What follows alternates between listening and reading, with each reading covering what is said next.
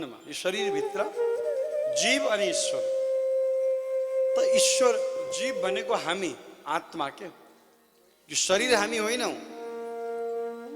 शरीर त के हो, मेरो हो। आफूलाई हामी के भन्छौँ, म भन्छौँ, हो कि होइन? आई, म भन्छौँ कि नै आफूलाई?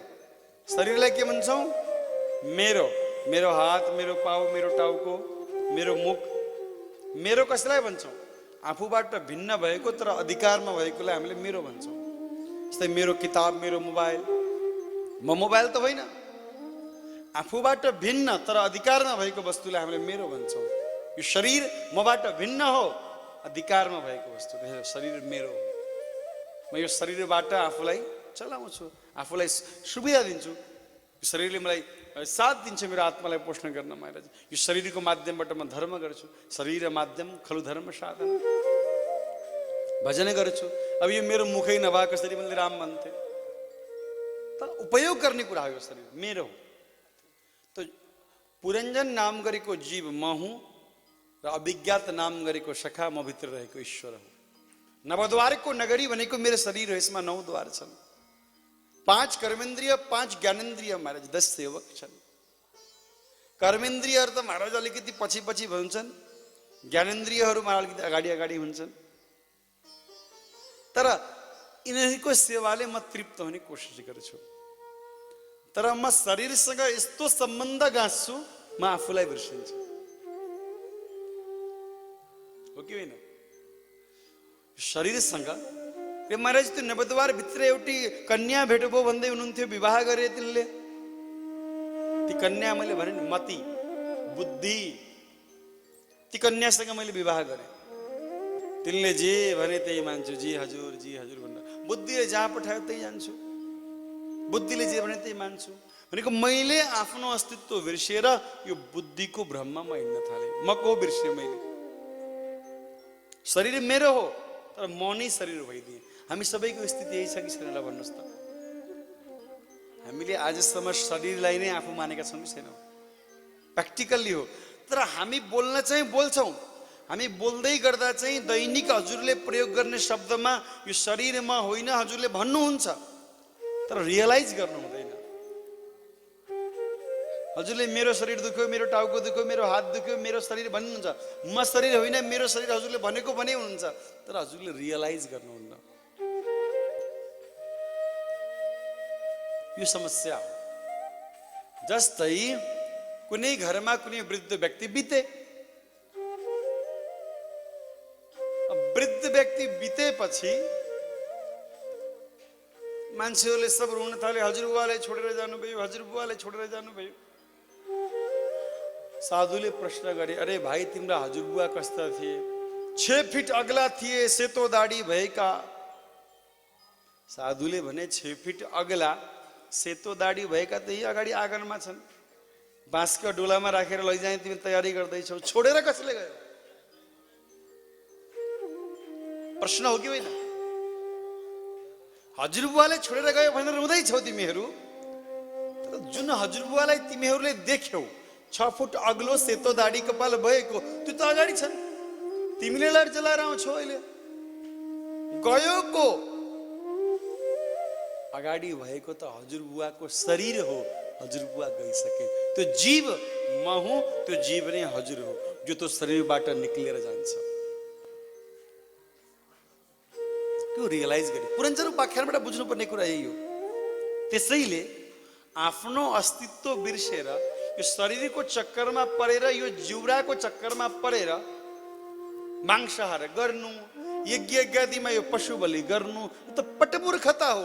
किनभने तिमी शरीर नै होइनौ, तिमी आत्मा हो। र आत्माको पोषण त हरि भजनबाट हुन्छ, हरि चिन्तनबाट हुन्छ, ध्यानबाट हुन्छ।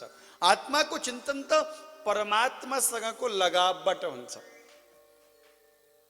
आजकल मोबाइलको चार्ज सकिन्छ नि, चार्ज सकिएपछि के गर्छौँ हामीहरूले? मोबाइललाई लगेर पावर पोइन्टमा जोडिदिन्छौँ, हो कि होइन? पावर पोइन्टमा जोडेपछि त्यो मोबाइलमा चार्जिङ हुन्छ र मोबाइल प्रयोग योग्य हुन्छ, उसको प्रयोग आउँछ।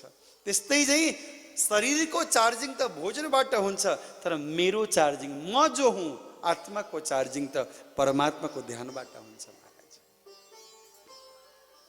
हामी शरीर चार्ज गर्न खोज्छौँ, शरीर मात्रै चार्ज गर्न खोज्छौँ, आत्मालाई कहिले चार्ज गर्ने, कहिले एक्टिभ बनाउने? हामी त आफूलाई डिएक्टिभ बनाएर स्विच अफ गरेर रहेका छौँ महाराज। यो शरीरलाई नै चार्जिङ गर्छौँ, यही शरीर भए म छौँ भनेका छौँ, बसेका छौँ। निज स्वरूपलाई खोलेकै छैनौँ, आफ्नो बारेमा सोचेकै छैनौँ। जुन आत्मरूपी मोबाइललाई अन गरेकै छैनौँ। हामी त छिमेकीको मोबाइल चलाइरहेका छौँ, अहिलेसम्म शरीर चलाइरहेका छौँ। स्वयंलाई चार्ज गर्ने यो परमात्मा चिन्तनबाट हुन्छ।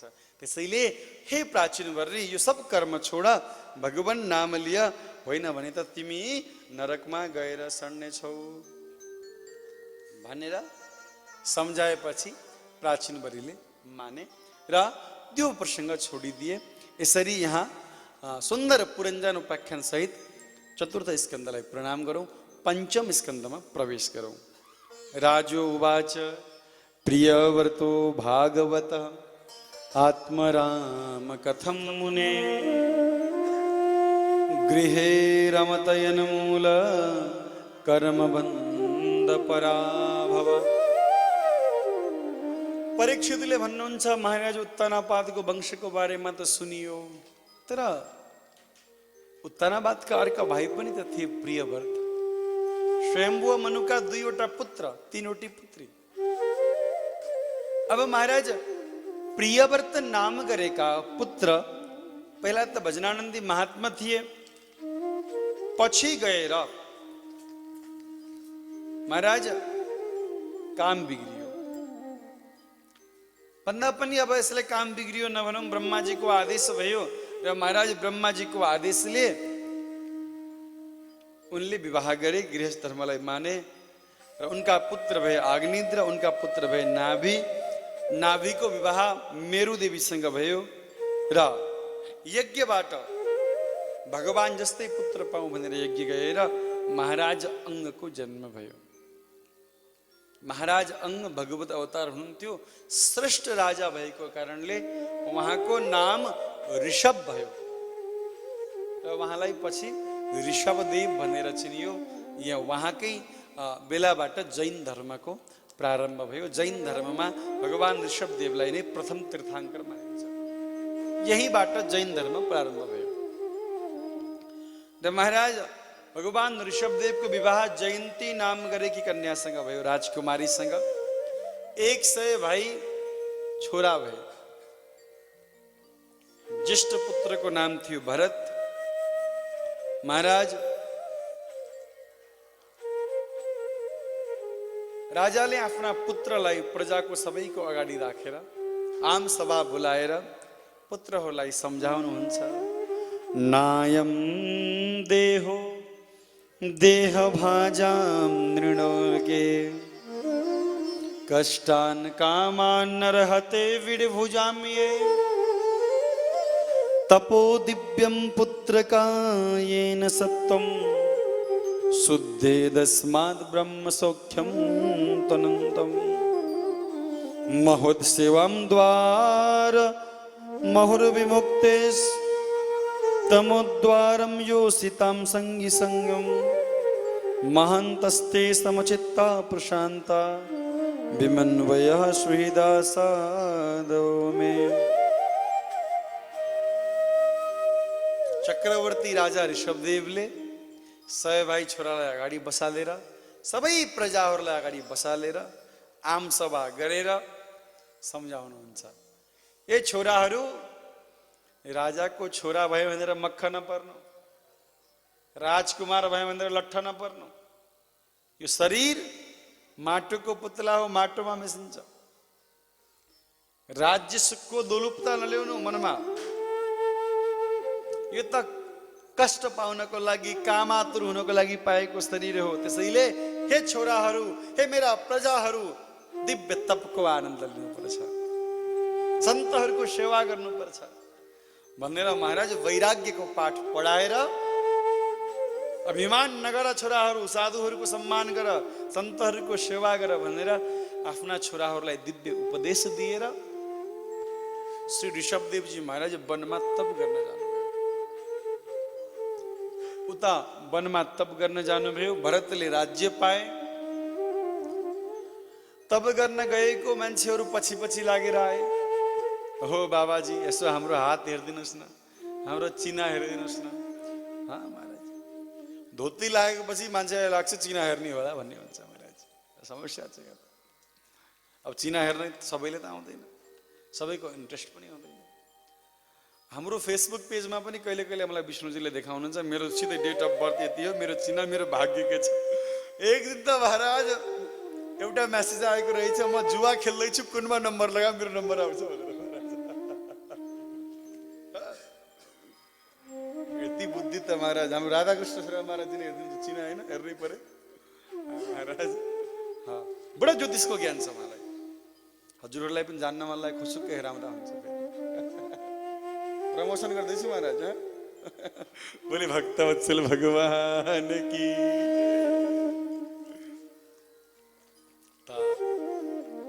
साधुका पछाडि लाग्छ न महाराज मान्छे समाजका। आजकलका मलाई एक सन्तले एउटा कथा सुनाउँथे। यो समाज यति स्वार्थी छ, यति स्वार्थी छ। एउटा महात्मा बडा भजनानन्दी रहेछन्, तपस्वी महात्मा। गाउँको छेउमा शमशानको नजिकै बस्दा रहेछन् भजन गर्ने। गाउँको एउटा गरिब परिवारको मान्छेलाई क्यान्सर भएछ। तपस्वी एकदम सिद्ध पुरुष रहेछन्। त्यो गरिबको दुःख देखेर नसकेर आफ्नो शरीरबाट एउटा रम निकालेर दिएछन्। यो रम रगड आफ्नो शरीरमा, क्यान्सर निको हुन्छ। रम रगडु, क्यान्सर निको भयो। अब त बिचरा उसले पल्ला घरलाई भन्यो, उसले तल्ला घरलाई भन्यो, माथिल्ला घरलाई भन्यो, उपल्ला घरलाई भन्यो। भन्दा भन्दै महाराज संसार फैलियो। अब त क्यान्सरका रोगी यति आउन थाले। बाबाले भने भाइ म प्रचारको लागि दिएको होइन, गरिब थियो, जाऊ अस्पताल गएर उपचार गराऊ तिमीहरूले। होइन महाराज अस्पतालको उपचार ग्यारेन्टी छैन, तर हजुरको रमको त ग्यारेन्टी छैन त। ठिक भयो यो। अब 2-4 जनालाई त बाबाले आफ्नो रङ घोषेर दिए पनि ठिकै छ आयो भन्दा। अब त मान्छेले जबरजस्ती आफू ठिक हुन भनेर बाबाको रम तान्न थाल्यो।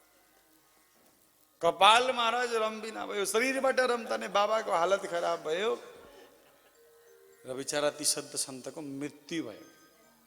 मान्छेले रम तानेको तानी गरेर मृत्यु भयो। मरेपछि ती मान्छेहरूले के भन्छन् थाहा छ? ज्या हामीले गर्दा बाबा मरे भन्छन्। यी बाबाको रममै यति तागत थियो, यिनको तेलमा कति तागत होला, बाबाको शरीरलाई पेलेर तेल निकाल भन्छ। आजको समाज यस्तो छ। भलो गर्दाखेरि त्यही भएर आजकल त सरल हुन पनि डर लाग्छ महाराज। व्यक्तिले सरलतालाई कमजोरी बुझ्यो भने सब चौपट हुन्छ। अधिक सरल हुन पनि बडा घात हुँदो रहेछ। 2-4वटा अनुभव मलाई पनि छ। सहजता छ, सरलता छ, ठिक छ, सब बढिया, आफ्नै संसार भगवानमय भन्यो। विष्णुजीले कतिपटक महाराज यो ठिक होइन, यति सरलता ठिक होइन, यस्तो यो ठिक होइन। अरे दाइ छोडिदिनुहोस् न भन्यो। पछि गएर त्यसको फल देख्दा अरे राम, त्यति बेला अलिकति जोडले बोलिदिएको भए ठिक हुन्थ्यो होला भन्ने आफूलाई पछि लाग्छ। अधिक सरल हुन पनि मुस्किल हुन्छ महाराज। ऋषभदेव महाराज अब मान्छे पछि लाग्न थाल्यो। एउटा सर्प रहेछ, याद आइहाल्यो भनिदिइहालौँ। चौपारीमा बस्दो रहेछ पिपलको रुखमा। आउने जाने मान्छेहरू त्यहाँ बस्नै नपाउने। पहिला एकजना साधु, सिद्ध साधु बाटोमा हिँड्नु भएको, थकै लाग्यो, घाम चर्क्यो, चौपारीमा सुत्न पर्यो भनेर जानुभएको। गाउँका बच्चाहरू, ए बाबा,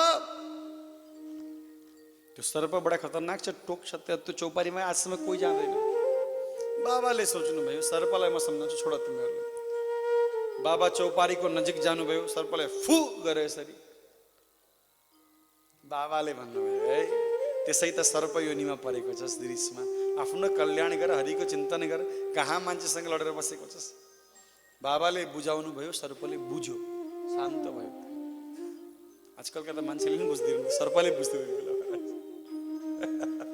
बोले राधे राधे। अब बाबा सन्च सुत्नु भयो, सर्प त्यत्तिकै बसिरह्यो। गाउँलेहरू सब छक्क परे, ती बच्चाहरू। बाबा उठेर भन्नुभयो हिँड्ने बेलामा सर्पलाई, भजन गर्ने। सर्पले यसो गर्यो, हस् गुरुजी। बाबाले हिँड्ने बेलामा गाउँले बच्चाहरूलाई भन्नुभयो, जाओ तिमीहरू खेलौ अब चौपारीमा। सर्पले केही गर्दैन, मेरो चेला भयो। गाउँले बच्चाहरूले पनि देखे बाबालाई टोकेन, अलिकति नजिक गए। हिजो अस्ति परैबाट फु गर्ने सर्पले केही पनि गरेन। आज अलिक नजिक गए, केही गरेन। गएर सर्पको पुच्छारमा समाते, केही गरेन। सर्पलाई हातमा खेलाए, केही गरेन। हो, अब यसले केही गर्ने भन्छ भनेर बुझेपछि त त्यही सर्पलाई त्यो पिपलको रुखमा मारा रस्सी बनाएर बाँधेर त्यही पिङ खेल्न थालेको, झुन्डिए त्यही बच्चाहरू।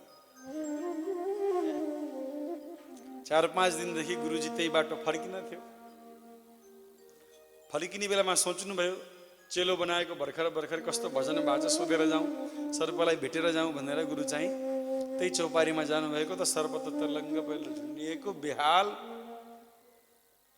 गुरुजी आउँदा पनि यसो गरेर सुतेछ। गुरुजीले भन्नुभयो, भाइ त कुन दुस्सङ्गमा गइस्, कुन दुष्टको सङ्गतमा लाएर यस्तो तेरो हाल भयो? सर्पले भन्यो, गुरुदेव दुस्सङ्गले होइन, हजुरको सत्सङ्गले मेरो हाल भयो। किन? हिजो हजुरले भन्नुभयो कसैलाई नटोकी, बच्चाहरू आउँछन् मलाई पिङ बनाउँछन्, खेल्छन् महाराज भरेदेखि पारीसम्म। अब हजुरले कसैलाई नटोक भन्नुहुन्छ, म के गरौँ? साधुले भन्नुभयो, भाइ तँलाई अरूलाई दुःख नदे, नटोक भनेको पो त हो त, तर फुक त मार्न सक्थिस् परैबाट, नटोकेमा भइहाल्थ्यो नि। गुरुजी बल्ल बुझे, अब बल्ल चाहिँ म त्यही गर्छु भनेर सम्झाएर गएपछि महाराज बच्चाहरू फेरि खेल्न आएका, सर्पले परैबाट फु गरे, बच्चाहरू आफै।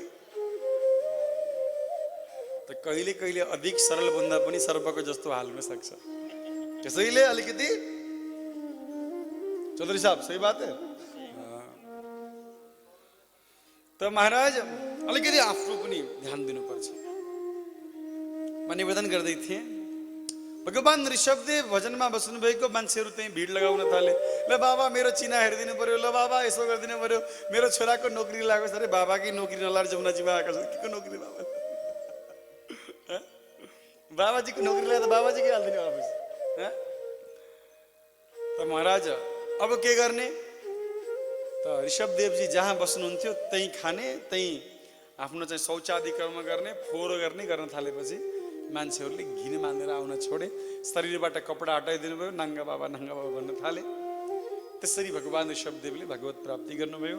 भरतजीले पनि आफ्ना भाइहरूलाई राज्य बाँडिदिएर भजन गर्न भनेर श्री कालीगण्डकी माताको शिरमा दामोदर कुण्डमा नेपालमा गएर महाराज खूब भजन गर्नुभयो। हाम्रो देशको गौरव भगवान मुक्तिनाथ, बोले मुक्तिनाथ भगवान की जय। एउटा चुटका भजन छ बडा सुन्दर, हामी सधैँ गाउने गर्छौँ विष्णुजी। कृष्ण गण्डकी कोशिर दामोदर कुण्ड, कृष्ण गण्डकी कोतिर दामोदर कुण्ड, शालिग्राम भगवान लैजाऊ वैकुण्ठ। कृष्ण गण्डकी कोशिर दामोदर कुण्ड, शालिग्राम भगवान लैजाऊ वैकुण्ठ। कृष्ण गण्डकी कोशिर दामोदर कुण्ड, शालिग्राम भगवान लैजाऊ वैकुण्ठ।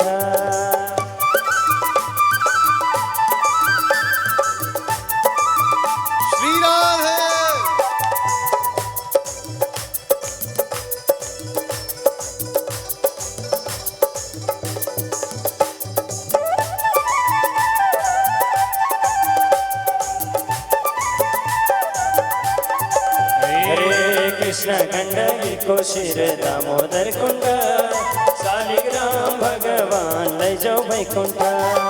कृष्ण गण्डकी कोशिर दामोदर कुण्ड, शालिग्राम भगवान लैजाऊ वैकुण्ठ।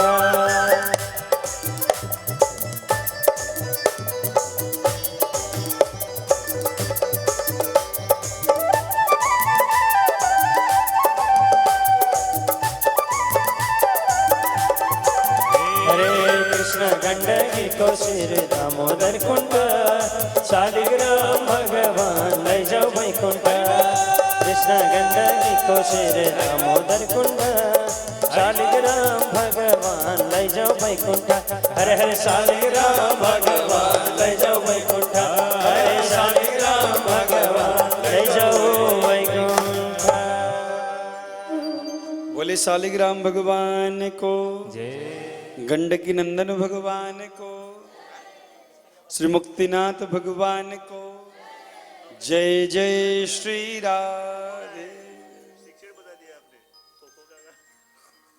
दुनियाभरिमा संसारभरिमा जति पनि मन्दिर छन्, मठ छन्, त्यो सबै मठ मन्दिरमा भगवान शालिग्रामको पूजन हुन्छ।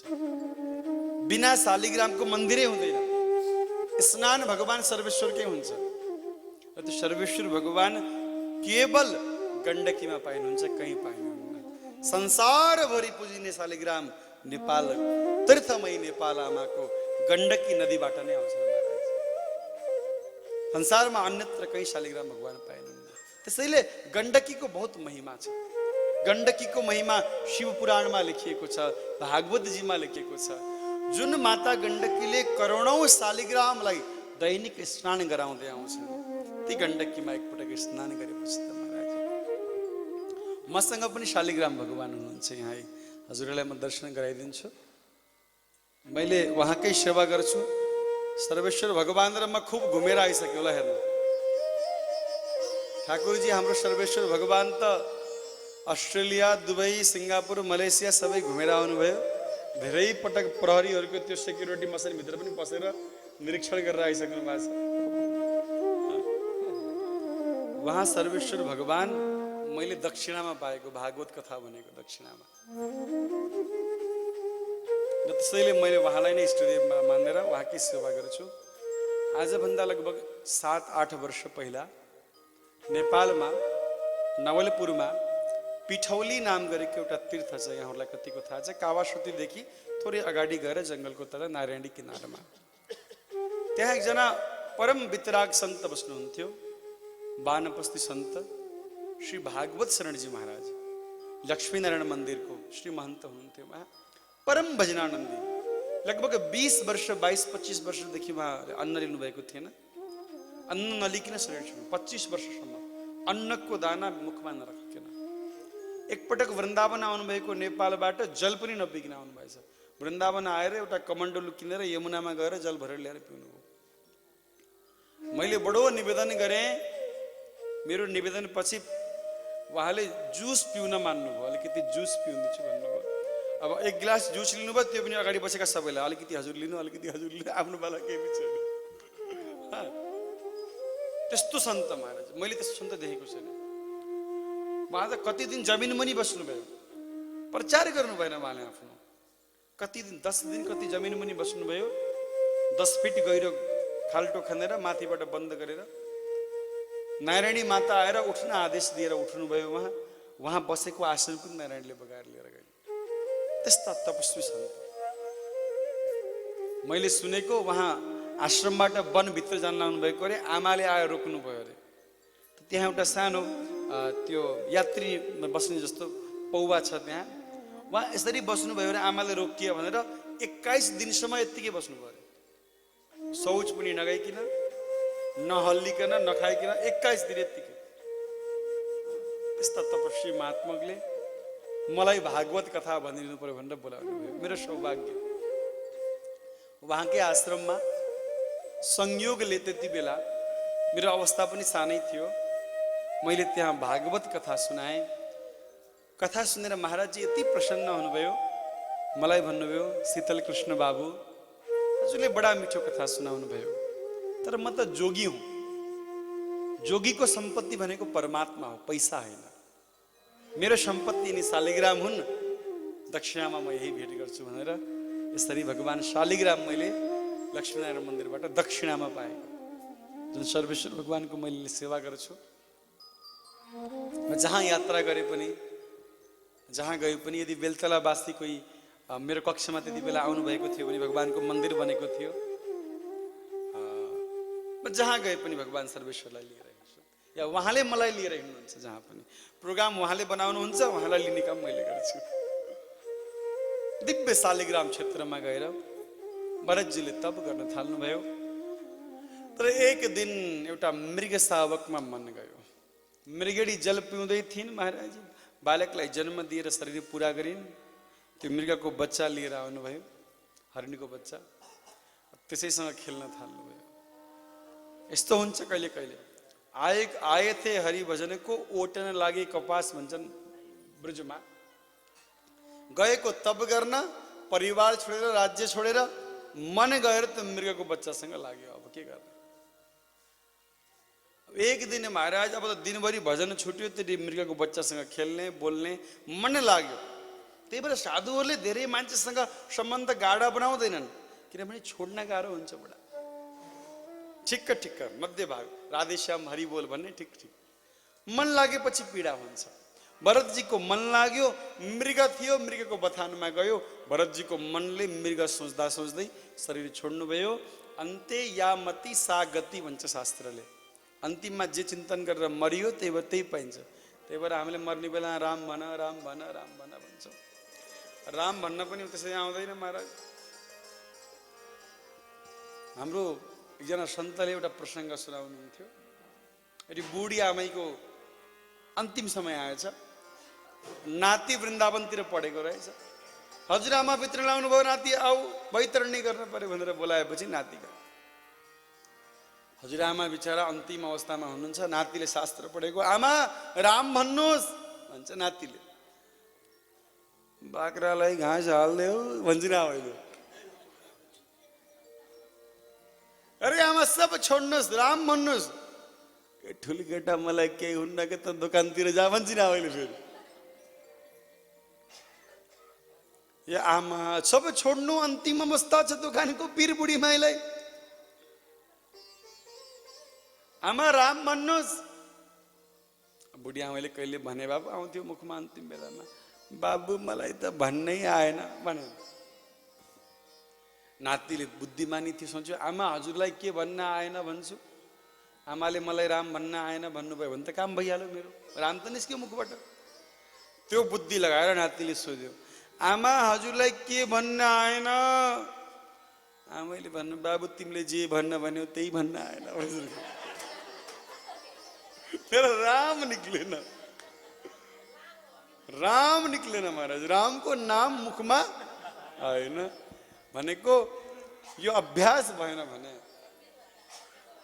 बर्बाद हुन्छ त्यसैले महाराज अन्त्य यामति सा गति अन्तिममा जस्तो मति हुन्छ त्यस्तै हाम्रो गति हुन्छ मृग भएर जन्मिए भगवानको भजनमा मन लगाए तपको प्रभावले पूर्व जन्म कथा याद थियो म भरत नामको राजा थिए आज मृग बने भजन गरे जंगलमा आगो लागो शरीर छोडिदिए अब एउटा ब्राह्मणको घरमा महाराज अंगिरस गोत्रका ब्राह्मणको घरमा जन्म लिए नाम भरत नै पर्यो पिताजीले व्रतबन्ध गरिदिनु भयो गायत्री मन्त्र दिनुभयो भरतजीले सोचे आज गायत्री रट्नु पर्छ भोलि चण्डी रट्नु पर्ला पर्सि रुद्री रट्नु पर्ला अनि जा कर्म काण्ड गर्न भन्यो अर्काको दान लिएर आयो त्यो पापको कमाई पुण्यको कमाई हरि भजनबाट मन विमुख हुन्छ फेरि यो सब बेकार हो गायत्री मन्त्रै नआएको एक्टिङ गर्नुभयो एक दिन दुई दिन होइन महाराज महिनौं बितो एउटा गायत्री पनि कण्ठस्थ भएन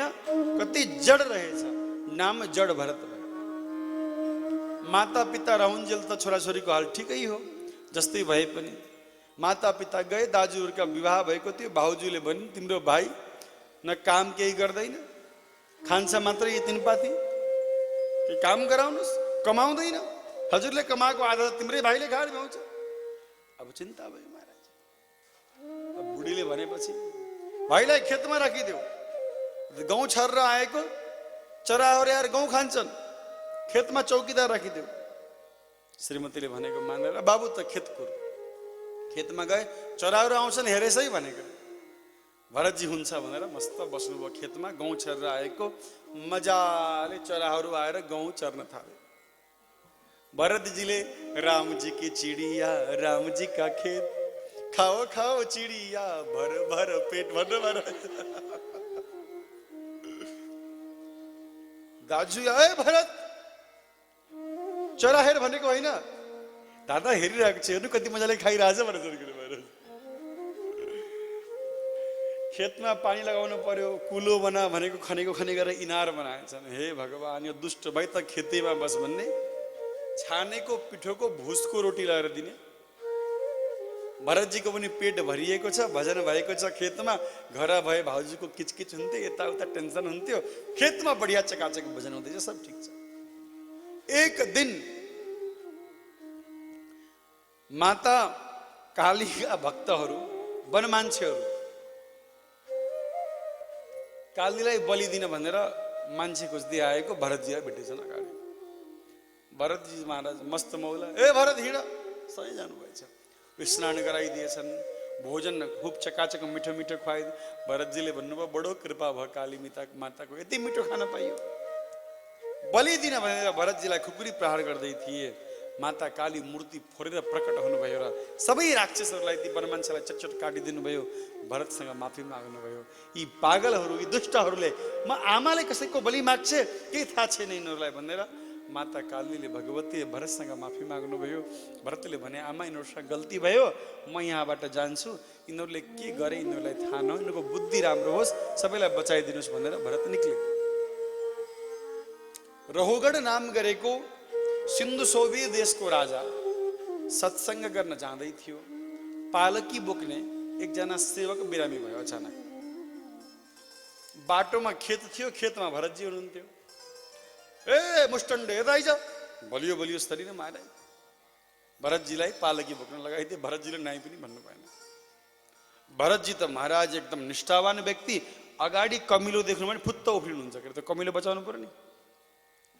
अब सोच्नुहोस्, फलामको डन्डा भएको त्यो पालकी बोक्ने मान्छे उफ्रिएपछि के हुन्छ? पालकीमा बस्ने मान्छेको टाउको गएर ट्याङ्ग लाग्ने भएको भएन? को हो यो दुष्ट? महाराज भर्खर भर्खर एउटा सेवक आएको छ, गडबड गर्दैछ, सम्झाऊ, म दण्ड दिन्छु। भरतजी चुप्प लाग्नु भयो। यति भन्दै थियो, फेरि कमिला आयो। भरतजी फेरि उफ्रिनु भयो, फेरि टाउको ढोक्यो। बडा कमजोर लाग्दैछ, खाइपिएको छैन क्या हो, म दण्ड दिन्छु। भरतजीले भन्नुभयो, एउटा माटोको पुत्रले अर्को माटोको पुत्रलाई के दण्ड दिन्छस् भाइ? राजाले भन्यो, बडो ज्ञानको कुरा गर्ने को हो भनेर पर्दा अलिकति यसो हटाएको त भरतजीको महाराज यो काँधमा भएको मोटो जन्यु देख्यो। राजा आत्तिएर पालकीबाट हाम फालेर भरतजीको चरणमा प्रणाम गर्यो। हे ब्राह्मण देवता, क्षमा पाऊ, मेरा सेवकले हजुरलाई चिनिन्छन्, हजुर को हुनुहुन्छ? ब्राह्मणलाई पालकी बोकाएर म पालकीमा बस्ने अपराधी? मलाई इन्द्रदेखि डर लाग्दैन, कुबेरदेखि डर लाग्दैन, ब्राह्मणको श्रापदेखि डर लाग्छ। अनि अर्को कुरा, हजुरले भन्नुभयो माटोको पुतला, माटोको शरीर, हजुर पनि माटो, म पनि माटो।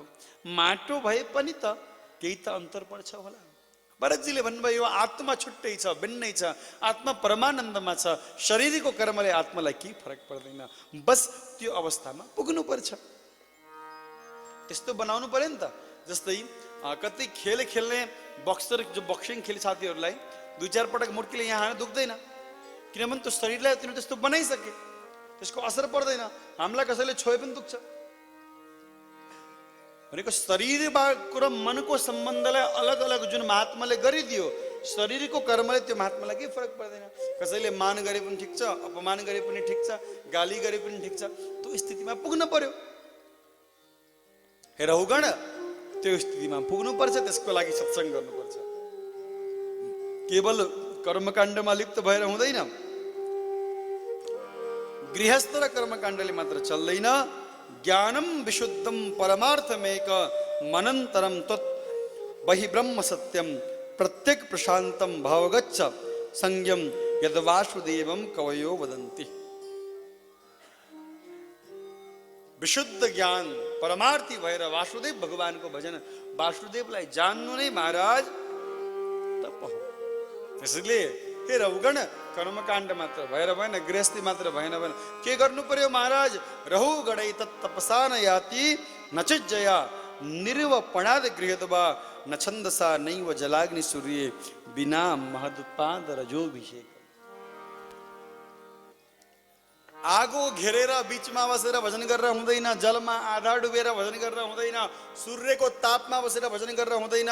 के गर्ने महाराज, धेरै मेहनत गर्नु पर्दैन, तले बस कुनै साधुको चरण रजको आश्रय लिएर बस्नु। यो रजको बडा महिमा छ, त्यो पनि सन्त चरण रजको। पाउमा विष्णुको निवास हुन्छ। हामी त्यही भएर पाउमा प्रणाम गर्छौँ, खुट्टामा ढोक्छौँ। आजकल त नयाँ नयाँ फेसन आएको छ, मान्छेले हातमा पनि ढोक्छन्। त्यो हातमा यो के को ढोकाइ, यो हातमा छक्क। कतिले त महाराज घुँडामा ढोक्छन्, प्रणाम गुरुजी, घोडामा हात लगेर। कसैको हात झुक्र झेउलाई सापरामा हात लग, प्रणाम गुरुजी। अरे भाइ, यो कौन सा प्रणाम हो? पाउमा प्रणाम गर्ने हाम्रो, पाउमा, पाउको रजको, महात्माहरूको रजको। श्री उद्धवजी महाराजले पनि त्यही भन्नुहुन्छ। अन्तिममा जब ब्रजमा बाहिर बस्नुहुन्छ, मलाई गोपिनीको पाउको रज चाहियो। आशा महु चरण रेणु। चरण रजको बडा महिमा छ। चरण रजले हाम्रो बुद्धिको विकार हरिदिन्छ। त्यही कुरा भरतजीले रहुगढ नाम गरेको राजालाई सम्झाउँदै हुनुहुन्छ। हे राजन, चरण रजको नै मुख्य महत्व हो। सन्त चरणको आश्रय लिय भवाटुका वर्णन, जीवहरूको अनेक अवस्थाको बारेमा वर्णन छ। भरतजीको वंशको वर्णन छ। अगाडि गङ्गाजीको उत्पत्तिको प्रसङ्ग छ। महाराज, हजुरलाई थाहा छ, भगीरथले महाराज गङ्गाजीलाई प्रकट गरेका हुन्। उनको नाम भागीरथी पनि हो। अलिकति छिटो हिँड्नुपर्छ हामीहरू, समय अन्तिम भएको छ। र 28 प्रकारका नरकहरूको वर्णन छ भागवतजीमा। अब यो 28 प्रकारका नरकको बारेमा भन्यो भने तमिश्रा, अन्धतामिश्रा, रौरव आदि, कुम्भिपाक आदि, यो सब समय सन्छ। यो नरकको चर्चा नगरौँ, नरक जाने कामै नगरौँ, भगवानको जन्मोत्सवतिर जाउँ हामी, त्यही ठिक हुन्छ। बोले भक्तवत्सल भगवानको जय। नरकको चर्चा गर्नुभन्दा पनि नरकबाट बच्ने उपायको चर्चा गरौँ न त। श्री परीक्षितजी महाराजले भन्नुभयो, नरकबाट बच्ने उपाय के हो? त भगवान शुकदेवले भन्नुहुन्छ, केचित केवलया भक्त्या वासुदेव परायण। भगवानको नाम हो नरकबाट बच्ने उपाय। सिम्पल्ली नाम, अरू केही चाहिँदैन, नाम भए पुग्छ। नाम महिमामा सुन्दर दृष्टान्त याद आयो, समयले गर्दा दृष्टान्तलाई प्रणाम गरेर म अगाडि बढ्छु। भगवान नाम नै मुख्य नरकबाट बचाउने हामीलाई मन्त्र हो। कान्यकुब्ज ब्राह्मणमा एकजना अजामिल नाम गरेको पुत्र थियो। कान्यकुब्ज गोत्रमा अजामिल नाम गरेको ब्राह्मण पुत्र, माता पिताको सेवा गर्ने, वन जाने, माता पिताले दैनिक हवन पूजन गर्नुहुन्थ्यो। एक दिन वन गएको बेलामा शरीर सिँगारेर बसेकी वेश्यालाई देखेछन्। मन वेश्यातिर आकृष्ट भयो, माता पिताको सङ्गत छुट्यो, वेश्यासँग विवाह गरे र महाराज 9वटा पुत्र भए। चोरी गर्छन्, डकैती गर्छन्, बर्बाद भयो जीवन। एक दिन जुन गाउँमा उनी बस्थे त्यो गाउँमा साधुहरू आएछन्। त्यो गाउँमा प्राय दुष्ट बालकहरू बस्दा रहेछन्। साधुहरूलाई थाहा भएन, त्यस्तै चोर फटा मान्छे जस्तो बस्ने गाउँ होला। यो गाउँमा भक्तको घर कुन छ, रातिमा बास पहिला हुन्थ्यो महाराज। सन्तहरू पैदल हिँड्दा गाउँमा बास माग्ने गर्थे। अजामिल कहाँ पठाइदिएछन् त्यो चोर कहाँ। अजामिल त चोरी गर्न गएको रहेछ, पत्नी घरमा थिइन्। पत्नीले ढोका खोलेको त दैलामा साधुहरूलाई देखिन्, आँखाबाट आँसुको बुँद आयो। मजस्ती पतिको घरमा पनि साधुको आगमन। छोरी, यो घर सन्त भक्त अजामिलको हो। मेरी आमाले भन्नुहुन्थ्यो, साधुसँग झुट बोल्न हुँदैन, यो डाकु अजामिलको घर हो हजुर, भक्त अजामिलको होइन।